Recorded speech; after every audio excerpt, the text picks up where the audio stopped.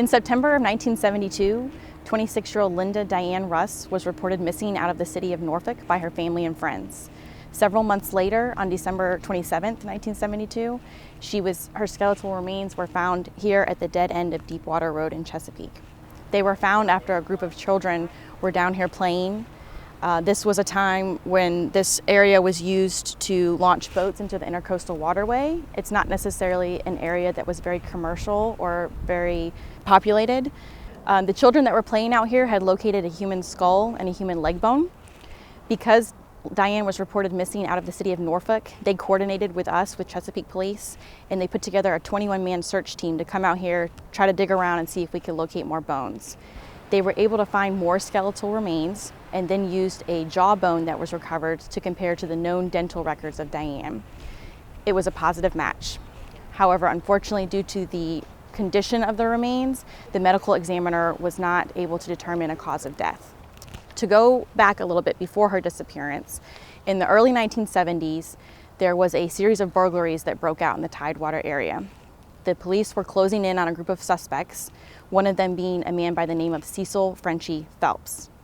Now, where he becomes involved is as the investigation widened, people involved in this burglary series started disappearing or dying off. One of the involved parties ended up committing suicide, and then there was another subject by the name of Frank Wiley, whose remains were found actually 2 days after Diane's remains were located by police. Cecil Phelps was later charged with Frank Wiley's murder. How this is related is both Frank Wiley and Diane Russ were set to testify against Cecil Phelps in the upcoming burglary trial. Now, although we do not know the cause of death for Diane, the circumstances surrounding her disappearance were very suspicious.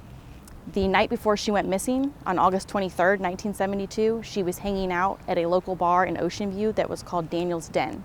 She was there with a group of friends, and through the course of the evening, Cecil Phelps showed up, and her friends overheard her speaking with him about this upcoming burglary trial. Another man ended up showing up that nobody knew, who Diane began speaking with, and it was later determined through speaking with her friends that she was going to meet with this male the next day at a local hotel parking lot. They reported that she did say she was going to meet the man the next day, but they never heard from her again.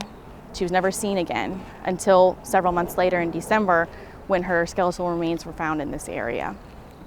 Cecil Phelps served 40 years for the murder of Frank Wiley. He was released, and then shortly after his release, he died.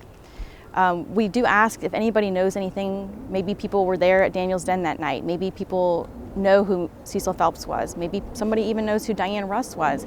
And if there's something that maybe they didn't feel comfortable sharing at the time the crime happened, it's important to share that now before it's too late. We want to keep the memory of these cases alive. A cold case is like a puzzle. We're going through and we're gathering all the pieces that the officers and detectives before us have gathered, and now we're just searching for those pieces that are still missing in hopes that we can find them and bring closure.